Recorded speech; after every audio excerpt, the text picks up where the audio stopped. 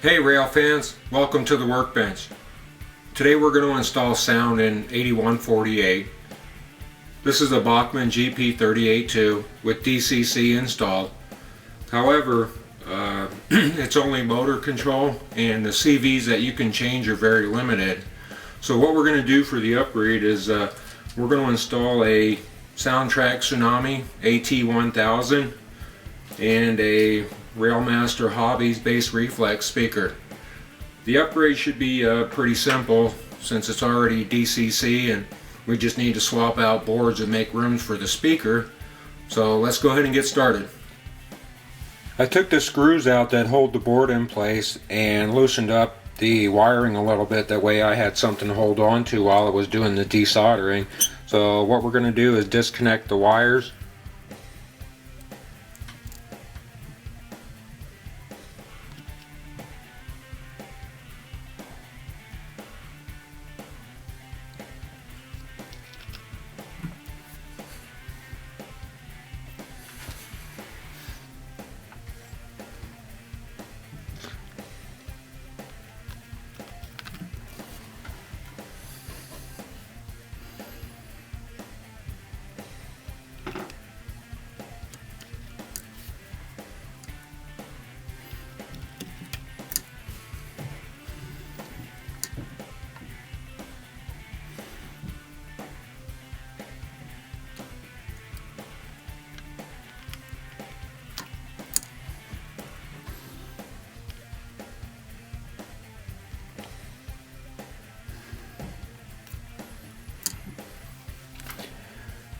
Okay, all of our wires should be loose now, and we should go ahead and get rid of that board, and then we'll take the chassis apart so we can start making room for the speaker.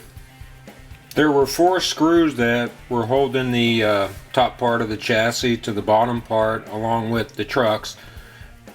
This screw and this screw were holding the top and the bottom together, and these 2 screws here were holding the rear and the front chassis in place.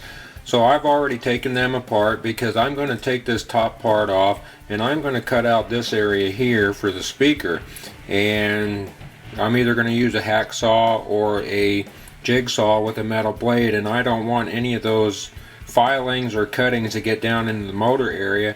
So I'm going to take that off and put that in the vise and make an opening here and probably cut out most of this area here, as long as I don't cut too deeply, because I still need to re-secure the rear truck to the top portion. Okay, now that I have the chassis separated, I can see a little bit closer where the wiring is. I've confirmed my suspicions as I was taking the motherboard apart. If you notice and go back and look at the other segment, they had the orange wire soldered into the negative lead, and the gray wire they had soldered into the positive feed. According to the instructions from Soundtraxx, it says that you should put the orange positive on the positive lead and the gray on the negative lead. So like I say, once I have this apart, I can see here, you can see the orange wire goes down to the bottom of the motor and the gray wire is on the top of the motor. So I just need to make sure that I solder them in the correct place once I start to put things back together. The top of the motor is always positive and needs to be soldered to the positive lead. The other thing I did is I marked the top of the chassis with black lines to indicate I don't want to saw past that point. That way I have some structural integrity when I put this stuff back together. So it should only take a couple of minutes for me to saw out that part of the chassis and make room for the speaker. I made room for the speaker by cutting away this area over here, and as you can see, I've already remounted the top part of the chassis. I've fed the wires back through, and the next step here is I'm going to put some double-sided tape on this end here so that the speaker will sit on that. I'm going to put double-sided tape up on the top part of the chassis here because the decoder is going to sit up in this area here. I'm going to make my solder connections.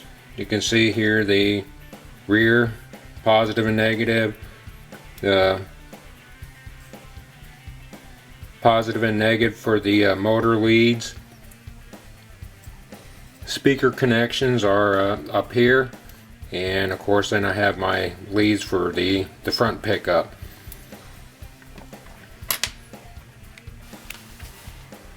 Okay, I've completed the installation and soldered all the connections. You can see here I have my positive and negative leads for the front pickup. Here I've got my positive and negative leads for the rear pickup. Speaker wires are soldered here. Motor positive and negative is soldered here. The two center ones I have hooked up for the rear light. Two front ones, which you can't hardly see, are underneath the capacitor, are for the front headlight. This will get installed on the top side of the locomotive shell for the front headlight. So now that we've made all our connections, it's time to head to the layout and see if it works. Okay, here we are in the layout, so let's start this up and hopefully it'll work.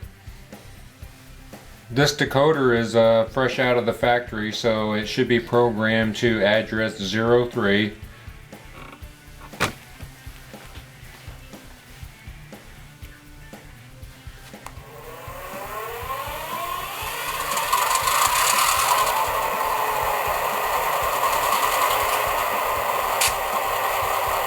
Well, so far so good. We've got power.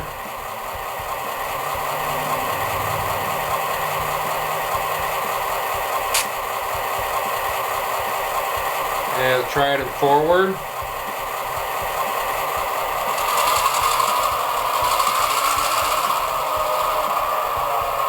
Okay, now let's try it in reverse.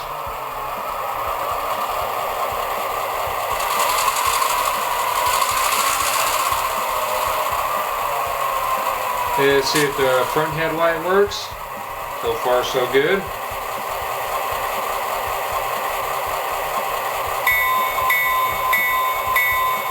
Bell. Horn. See if the reverse light works when you put it in reverse. Just like it's planned. So far so good. Seems to be that the decoder is working properly. You can hear the speaker. Lights seem to work, so let's go ahead and get the shell back on and program some CVs. Before I put the shell back on, I want to make sure that all wires are free and clear of the shell.